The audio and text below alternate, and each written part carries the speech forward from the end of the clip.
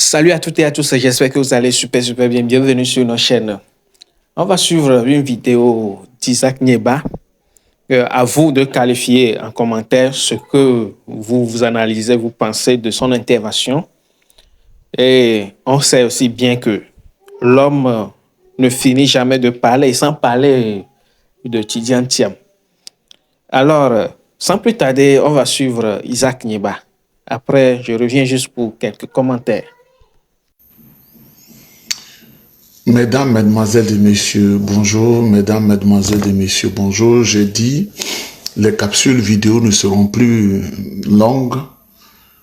Nous allons attaquer les problèmes frontalement. Quand il y a un problème qui se pose, nous allons le traiter et donner des solutions. L'intitulé de cette vidéo, c'est « Réponse à la vieille femme Béa Koukouignon en France ». La tribaliste, xénophobe, méchante femme Béa Koukouignon, dont le cerveau a l'image de son vieux visage de singe. Quand je parle mal là, c'est là ça me donne plaisir. Donc quand on m'amène à parler mal, je suis content. Béa Koukouignon qui a insulté copieusement le président, son excellence Tidiane Thiam sur sa parenté, ce qu'elle ne connaît pas, ce qu'elle ne sait pas, je vais lui répondre en quelques minutes. Mesdames, Mesdemoiselles et Messieurs, Rigobert Soro est le petit frère, le frère cadet de Soro Kibafori Guillaume. Si tu ne le connais pas, c'est l'ancien président de l'Assemblée nationale de Côte d'Ivoire.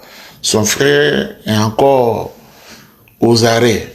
C'est-à-dire, les gens du RHDP ayant échoué à apporter du bonheur en Côte d'Ivoire, ce qu'ils ont trouvé à faire, c'est d'arrêter tout le monde, de mettre tout le monde aux arrêts.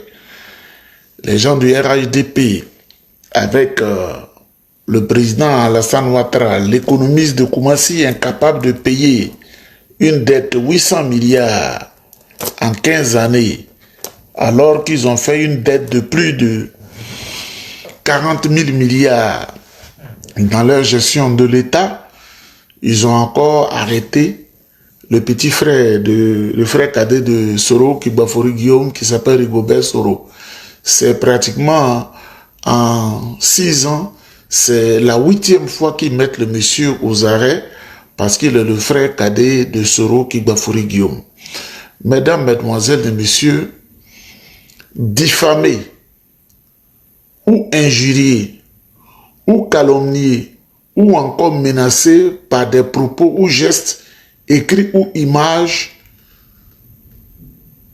tu reçois un emprisonnement de 5 à 10 ans et une amende de 500 000 francs CFA à 5 millions de francs CFA. Article 229 du Code pénal en Côte d'Ivoire.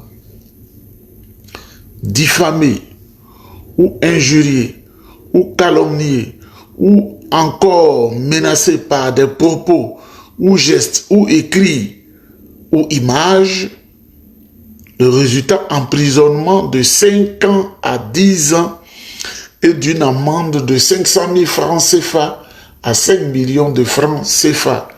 L'article 229 du Code pénal, il faut le lire, il faut le savoir, mais on ne reste pas là pour dire il ment. Il faut chercher à savoir, c'est ici. Là.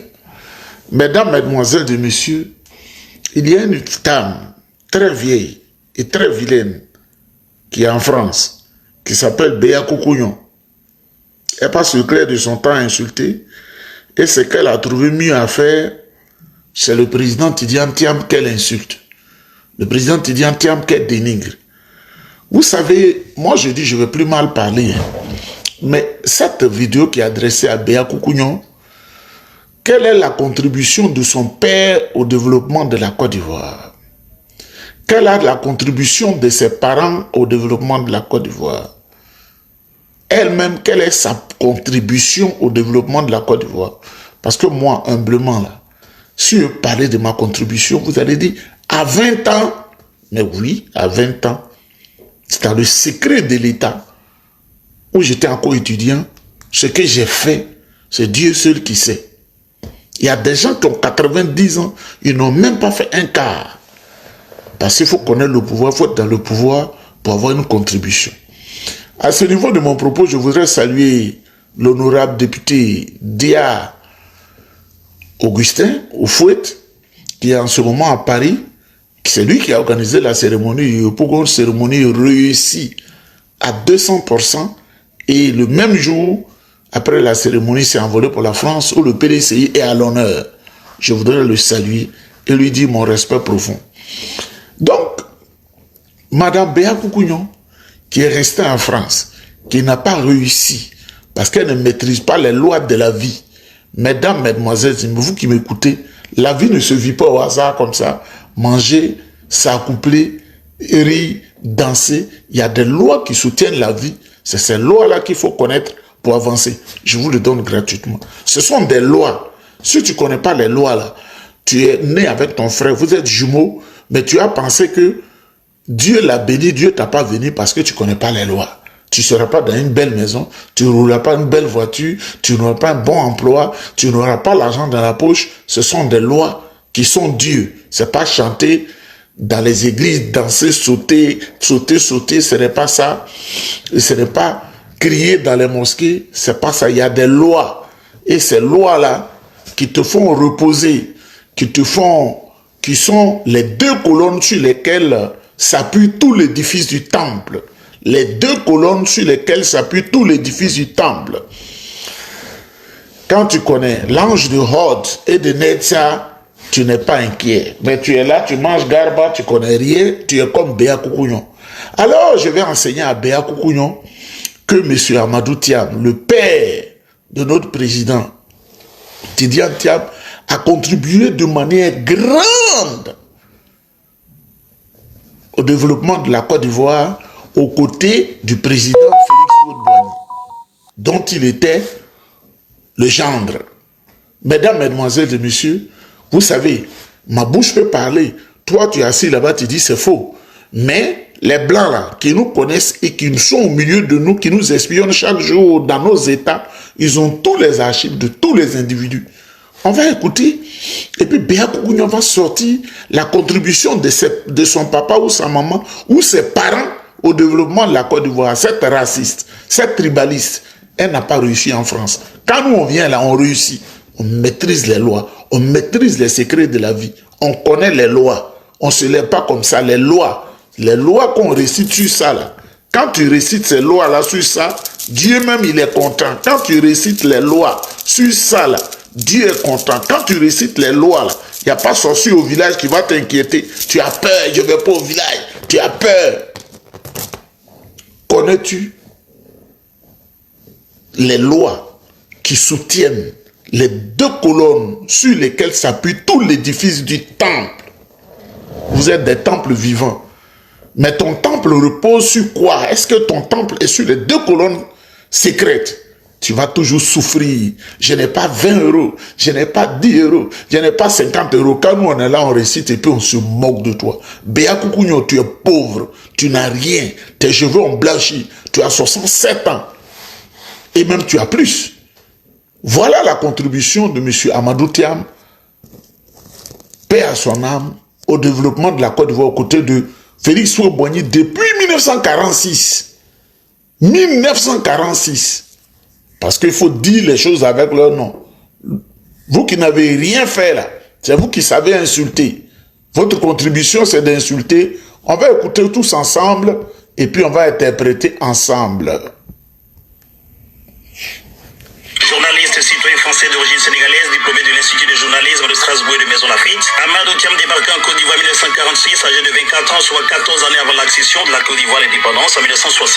Aux côtés du médecin syndicaliste panafricain, le député Félix Houphouët-Boigny, assurant le reportage de toutes ces initiatives syndicales et politiques et fut témoin oculaire des chaudes tensions du début des années 50 entre le RDA de Houphouët-Boigny et la colonisation française. Au début des années 50, en Afrique subsaharienne, plusieurs partis ont déjà réuni leurs forces au sein du Rassemblement démocratique africain, un mouvement proche des communistes. L'un de ses principaux animateurs, le député ivoirien Félix Houphouët-Boigny, veut abolir la domination coloniale. Une revendication inacceptable en ces temps de guerre froide. Paris décide de briser ses rebelles, un peu trop proche de Moscou à son goût. En Côte d'Ivoire, l'armée riposte brutalement. 27 janvier 1950, Félix Houphouët-Boigny échappe de peu à l'incarcération. Des milliers de sympathisants sont arrêtés. Des centaines de villages sont détruits. Témoin des vives tensions et des différentes étapes des négociations entre la domination française et le Rassemblement démocratique africain d'Houphouët-Boigny, le RDA, lesquelles négociations ont abouti à l'accession de la Côte d'Ivoire à l'indépendance en 1960, Amadou Thiam, fidèle serviteur d'Houphouët-Boigny, cheville ouvrière de la création de la RTI, radio-télévision ivoirienne, fut le premier directeur général de la RTI, puis ministre et ambassadeur par alternance. Cette image est en effet celle de l'indicatif de la RTI, la radio-télévision de la Côte d'Ivoire. Or, il se trouve que le ministre de tutelle de cette télévision, le ministre de l'information de la Côte d'Ivoire, est de passage à Paris et il a bien voulu nous recevoir au-delà de notre écran et du sien. Monsieur le ministre, qui êtes-vous? Un peu des vôtres. J'ai 39 ans et j'ai suivi en 1955-56 le stage de radiodiffusion à Maison Lafitte. Après l'obtention de mes diplômes, j'ai été affecté à Fiction. J'ai servi la station de radiodiffusion comme reporter, évidemment, jusqu'aux fonctions de directeur de la station, fonction que j'ai exercée pendant 4 années. Le 15 février, j'ai été nommé ministre de l'Information de la Côte d'Ivoire. Pleinement intégré dans la famille d'Houphouët-Boigny, Amadou Thiam s'est marié avec Amoui Marietusso, la plus jeune de la famille Houphouët. Dieu bénit le couple Thiam avec 7 enfants, héritiers d'Houphouët-Boigny, tous nés à Abidjan. Mes 2 sœurs n'ont pas d'enfants. Une de mes cousines n'a pas d'enfants. Seule, la plus jeune, Amoui, la fille de ma tante Yamsou, la petite Yamsou, grâce à Thiam qui est ici, a pu avoir d'enfants. De par la coutume, ce sont eux mes héritiers. Suite au rappel à Dieu du président Félix Houphouët-Boigny ayant pris de l'âge, le ministre Amadou Thiam fut nommé ambassadeur au Maroc sous le président Bédié. Et après quelques années d'exercice à ce poste, il fut rappelé à Dieu et inhumé à Rabat au Maroc et non au Sénégal où il n'avait pratiquement plus de la famille.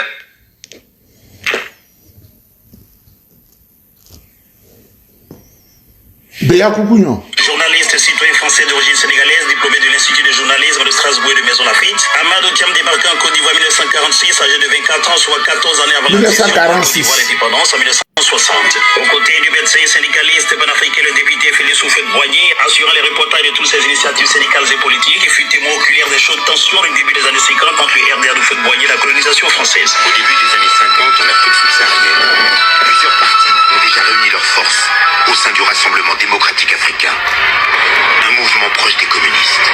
L'un de ses principaux animateurs, le député ivoirien Félix Houphouët-Boigny, veut abolir la domination coloniale.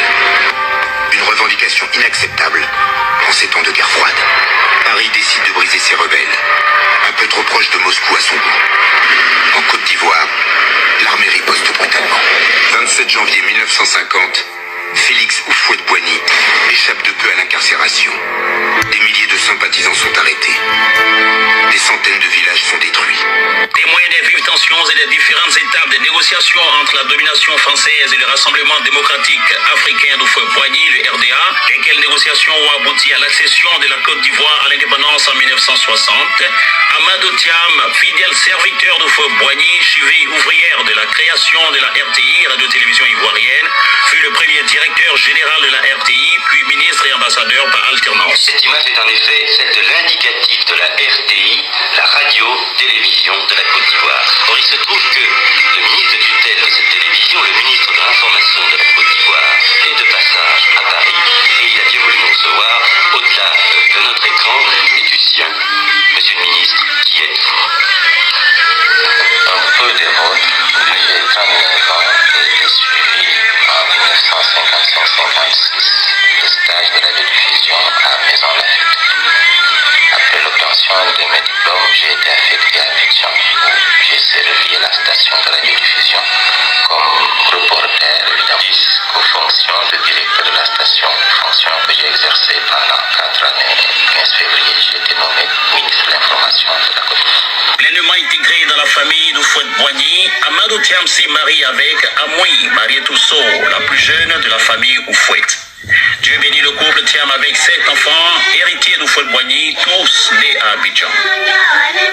Mes deux sœurs n'ont pas d'enfants. L'une de mes cousines n'a pas d'enfants.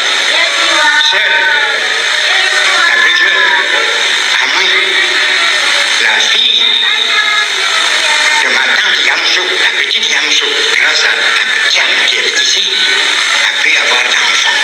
De par la coutume, ce sont eux, mes étudiants. Suite au rappel à Dieu du président Félix Houphouët-Boigny et ayant pris de l'âge, le ministre Amadou Thiam fut nommé ambassadeur au Maroc sous le président Bédié.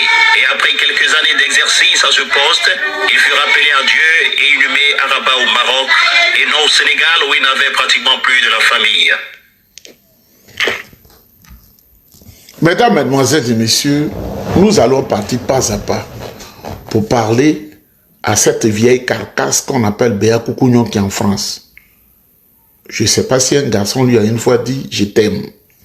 Parce que ce tombeau vivant là, ce tombeau ouvert, avec ces odeurs que je vois là, cette carcasse, un garçon qui entre en elle, il veut se détruire, s'auto-détruire.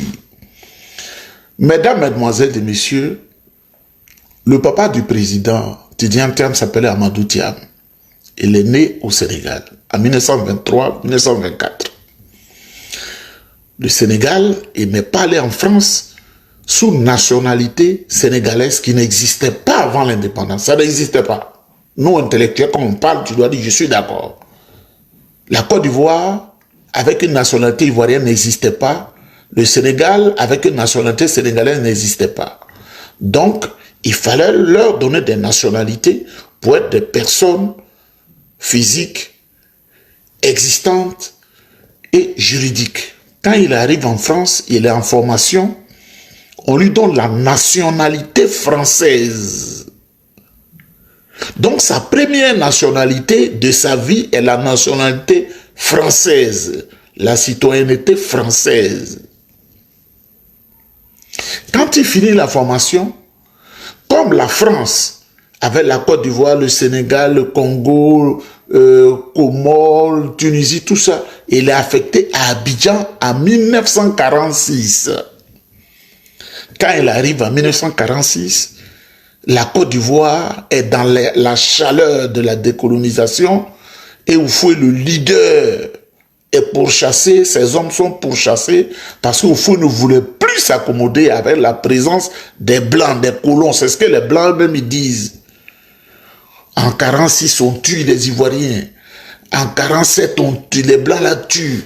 En 1948, il y a la mort partout. En 1949, là, c'est encore plus grave. On fusille les gens partout. Bien que on ne le sait pas. Et les témoignages qui sont ici disent que à cette époque, Amadou Thiam, qui avait pratiquement 25-26 ans, il était dans la braise avec Houphouët-Boigny. Il n'a pas fui parce que quand vous entendez l'audio, moi je vois l'écran, je le vois en train d'interviewer le président Houphouët-Boigny qui était député avec son micro. Avant aussi, il n'y avait pas de technique. Hein. Quand tu vois même le truc de reportage là, même on dirait un truc du 2e siècle de notre ère. Il était dans la braise, où on brûlait les villages, où on faisait tout ce qui est mauvais. Et ensuite, en 1954 et 1955, il est retourné à la maison Laffitte en France pour refaire des stages. Quand il est venu le nommer directeur de la radio, il n'y avait pas de télévision. Plus tard, quand il y a eu l'indépendance, il s'est naturalisé ivoirien et il a fait ses enfants. Béa Koukounion, vilaine femme, il s'est naturalisé et il a fait ses enfants. Béa Koukounion, celui qui te prend comme femme là, il est maudit. Un homme doit avoir une belle femme dans sa maison. Tu es trop vilaine. Et c'est le ministre Amadou Thiam qui a dit au président Houphouët-Boigny, nous faisons une télévision. La télévision qu'ils ont faite en 1963, c'est lui. Et c'est lui qui a choisi cette chanson que nos mamans écoutaient quand ils devaient aller à l'école. Puis on dit, ah, il est 14 h. Dago dibio, ayo, dibio, ayo, dibio. Ça, c'était l'heure indicative pour nos pauvres mamans. Quand elles savent que ça sort, c'est 14 h, donc elles savent que tu as une marge de 30 minutes pour aller à l'école. Bien, comme tu ne peux pas aller à l'école, tu ne peux pas comprendre tout ça. Tu es à Paris, tu ne sais pas que diffamer ou injurié, ou calomnié, ou encore menacé par propos ou gestes, ou écrit, ou image, tu passes sous la condamnation. On peut t'emprisonner de 5 à 10 ans et te prendre une amende de 500 000 francs CFA à 2 millions de francs CFA. C'est pas moi qui le dis, c'est l'article 229 du code pénal ivoirien. Mais comme tu n'as jamais étudié, tu connais rien, tu es fatigué, tes os sont fatigués, il faut insulter. Béa Kougouignon, dans ta famille, il n'y a pas quelqu'un qui a épousé une femme qui a fait un enfant. Et toi-même, on m'a dit, tu as fait des enfants étrangers, de différents papas. Burkinabé, au Guinée, parce que tu n'as jamais voulu travailler. Tu n'as pas le sang de travailleuse. Au Canada, ici, on dit, tu n'es pas travaillante. Ça, c'est le français du Québec. Tu n'es pas travaillante. Chez nous, là-bas, on dit, tu n'es pas travailleuse. Donc, ça te fait plaisir d'insulter. Mais ce que je vais te dire, ton tribalisme notoire, là, je vais t'apprendre, et tu dois le savoir, dans la classification de la parenté patrilinéaire ou matrilinéaire, il y a 3 grands groupes en Côte d'Ivoire. Il faut retenir ça dans ta vilaine tête là. Il y a 3 grands groupes. Tout le monde n'est pas Krou. Tout le monde n'est pas Dida. Tout le monde n'est pas Bété. Tout le monde n'est pas Guéré ou Wabé, Kroumen, Niabois, Niedebois, Kouzié, Niedebois. Tout le monde n'est pas ça. Ou Wibi. Ou c'est la lignée paternelle qui compte. La ligne patrilinéaire. L'enfant appartient strictement au papa. Il faut apprendre ça. Quand tu ne sais pas, tu te tais. Parce que quand tu parles, on regarde tes dents là. Tu vois, mes dents sont traitées chaque 3 mois. Tes dents sales là. Quand tu es sale, tu ne viens pas à l'écran parce que nous, on ne veut pas voir ça. Moi, je ne veux pas voir ça. Tu vois? Aucune carie. Même la carie même fuit. On nettoie, ma bouche sent bien. Tu es vilaine, toute tête blanche. Tu n'es pas sage. Moi, le jour où j'aurai 60 ans, je serai le plus sage. Même je vais concurrencer la sagesse avec Dieu. Je serai le plus sage. Le jour où j'ai 60 ans, je serai le plus sage. Toi, tu ne sais pas que les gens de l'Ouest, le peuple de l'Ouest, là, quand on dit venu du Libéria, eux, c'est la ligne patrilinéaire. Mais ce que tu oublies, les gens du Nord, les Sonofos, c'est le matriarcat. Les lobbies, c'est le matriarcat. Tu parles comme ça, tu insultes. Parce que tu es ignorante. Tu ne sais pas quand on dit Baoulé, c'est le matriarcat. Quand on dit Agni, c'est un matriarcat très fort. À Djoukou, c'est le matriarcat. À Bidji, c'est le matriarcat. Ébrié, c'est le matriarcat. À Ladjan, c'est le matriarcat. À Bouré, c'est le matriarcat. À Thié, c'est le matriarcat. À Bé, c'est le matriarcat. Comment tu peux t'exposer comme si je veux continuer? Les Outilés, c'est le matriarcat. Même moi-même qui suis de Grand Laou, là, la ligne patrilinéaire n'est pas trop forte. Parce que nous sommes hybrides. Nous sommes entre les Akans et les Krou. Quand tu es à Grand Laou jusqu'à Yokoboué, là, cette zone lagunaire, là,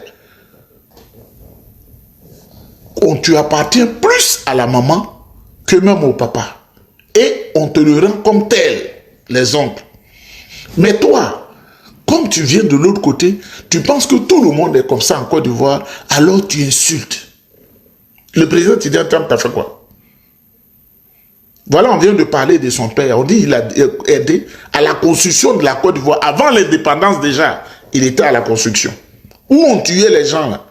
C'est pourquoi à ce niveau de mon propos, quelques bâtards du PDCI-RDA, c'est pas tout le monde, hein, quelques bâtards qui pensent qu'il faut gratter la tête dans une lutte politique là. Vous avez entendu? Ils ont brûlé les villages. Le PDCI était à la lutte, dans le combat. Ils ont brûlé les villages. Ils ont fusillé les gens. Ils ont mis les gens aux arrêts. Et Oufou-Boigny échappe de peu à une arrestation. Vous pensez que c'était facile? On n'a qu'à aller voir Ouattara, il va nous donner 2 millions chacun. Et quand tu dis non, on n'a qu'à lutter. Nieba Bernard. J'ai dit, je ne suis plus Nieba Isaac. Nieba Bernard, il a insulté les gens. Parce qu'ils veulent manger leur ventre et leur bas-ventre. Là, je deviens Nieba Bernard. C'est des gens qui sont tapis au PDCI, qui sont comme Béa Kougouignon. Béa Kougouignon, que tu le veux ou pas, en octobre prochain, c'est le président Tidjane Trump qui sera le président. Moi, je suis un prophète. pas un prophète de l'église. Mais quand je parle là, c'est ça qui vient. Et ton nom sera mis à l'aéroport, tu ne viendras plus en Côte d'Ivoire. Parce que tant que tu n'as pas tes enfants étrangers là, tu ne viendras pas parce que tu ne peux pas être fourbe et puis être au milieu de nous. Vieille sorcière, diffamée, ou injuriée, ou calomniée, ou encore menacée par des propos ou gestes écrits ou des images, tu tombes sur le coup d'un emprisonnement de 5 à 10 ans et d'une amende de 500 000 francs CFA à 5 millions de francs CFA, confère le code pénal ivoirien en son article 229. Mesdames, Mesdemoiselles et Messieurs, je dis que ça ne sera pas long. Alassane Ouattara ayant échoué, les jeunes nous font plaisir, nous donnant de bonnes musiques qu'on aime écouter. On va écouter cette musique-là de DJ Volcano. Désormais, la Côte d'Ivoire aux Ivoiriens. Ce qui m'importe, c'est de sortir la Côte d'Ivoire de cette crise qui a trop duré, qui a appauvri les Ivoiriens. Mon agenda est très simple, améliorer les conditions de vie des Ivoiriens. Mais les Ivoiriens ont plus de problèmes aujourd'hui, Président. Ils sont dans la débauche totale. Et surtout créer des emplois pour la jeunesse. La jeunesse vit plus que la galère. Président Ouattara, Oui, les diplômés sont devenus des coupés de loto. moi je dirais 1 million d'emplois au moins en 5 ans. Mais il y a 1 million de chômeurs en 8 ans. Cela veut dire 200 000 emplois par an. Moi je suis un économiste de formation. Je comprends pourquoi les Ivoiriens sont dans la galère. Alors, quel est le problème de la Côte d'Ivoire aujourd'hui? Les cultivateurs, les ouvriers, les fonctionnaires, rien ne va dans ce pays. Le robinet est fermé, loin de promesses non tenues, on appelle ça VI. Un problème de corruption. Oui, il y a des ministres d'argent qui ont fait changer de poste. Bravo à toi, Président. Alors, je vais lever tous ces obstacles. Dans ça, Dans mon programme, Président Ouattara, oui, et dans mon programme, j'envisage d'investir 12 000 milliards de francs CFA en 5 ans. 2500 milliards par an. Très simple, il faut améliorer tout ce qui est ressources internes. La douane, ah bon? les impôts, C'est ça. faire rentrer dans le budget les ressources du pétrole, les ressources des mines, les autres ressources. Ok. Beaucoup de ressources sont à l'extérieur du budget et sont utilisées par un clan, par un groupe de gens. Monsieur le Président, toi-même tu as dit, c'est ton gouvernement là. C'est eux qui prennent l'argent du peuple là. Vous avez confisqué l'argent du pouvoir. Cela apportera des centaines de milliards. Le système, le mécanisme des pays pauvres très endettés devra permettre à la Côte d'Ivoire d'économiser 500 milliards de francs CFA par an de remboursement de la dette. Veille, où sont les 5 chutes? Où sont les 5 universités? Des ministres sont des vendeurs de moutons, vendeurs de poulets, vendeurs de bois, vendeurs de terrain. Les fonctionnaires sont mal payés. Cet argent, au lieu d'être utilisé à d'autres fins, sera utilisé également pour l'investissement. Les gens oublient que j'ai prévu que le quart de ces 12 000 milliards viendra de l'investissement privé. Que ce soit le chemin de fer de San Pedro à Man, à Touba, etc. 12 000 milliards seront d'ailleurs insuffisants et ces investissements permettront de relever très rapidement le taux de croissance. Et l'industrie automobile, la diaspora ne peut plus faire venir les voitures pour les revendre. Tu as fait des salements, je ne tiens pas. Mais également, il faudra des fonds spéciaux pour les jeunes, pour les femmes, pour leur permettre de s'attaquer et de mettre en place des micro-projets. Nous avons beaucoup de jeunes diplômés qui vraiment font des choses pour lesquelles ils n'ont pas été formés. Aujourd'hui, c'est des vendeurs de loto. Chauffeurs de Woro, opérateurs de cabine, tout ça, ce sont des choses qu'il faut reprendre, donner de l'espoir aux jeunes et leur donner un métier. Après 9 ans, Je veux que mes compatriotes sachent que j'apporterai la prospérité à la Côte d'Ivoire. oh pourtant, les Ivoiriens vont mourir sur l'eau en Libye. Mesdames, Mesdemoiselles et Messieurs, je voudrais vous saluer. Il y a quelques personnes qui ont peur. Il ne faut pas avoir peur pour moi. À cause des menaces sur Johnny Pacheco. Moi, je prie pour Johnny Pacheco. Je prie sérieusement pour lui, il n'aura rien. Mais ces personnes en profitent pour s'inquiéter pour moi. Ne vous inquiétez pas pour moi. Je suis dans un réseau de sécurité inimaginable.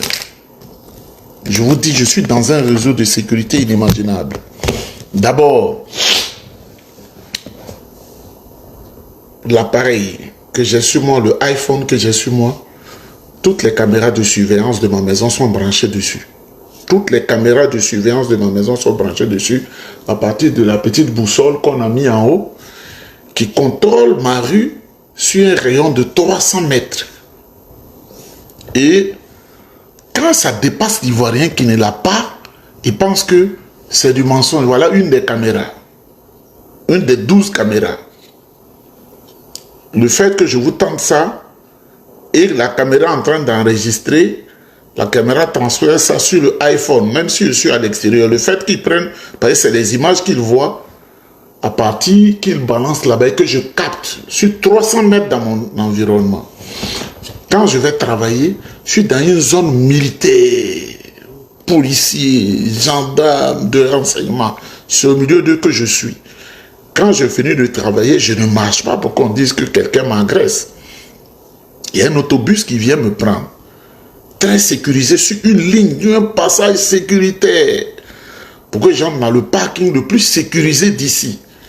Quand je pars ma voiture, il y a la radio, il y a une communication jusqu'à ce que je vienne, que j'entre dans la maison où les caméras commencent à continuer. Donc, quand le RDR dit Nieba ne travaille pas, Nieba dans la neige, ils ne peuvent rien. Il faut prier Dieu. Bois un peu de jus. Il ne faut jamais boire de l'alcool. Il ne faut jamais boire le vin. C'est pas bon. Il faut boire du jus. Tout ce qui est alcoolique, ça tue le cerveau.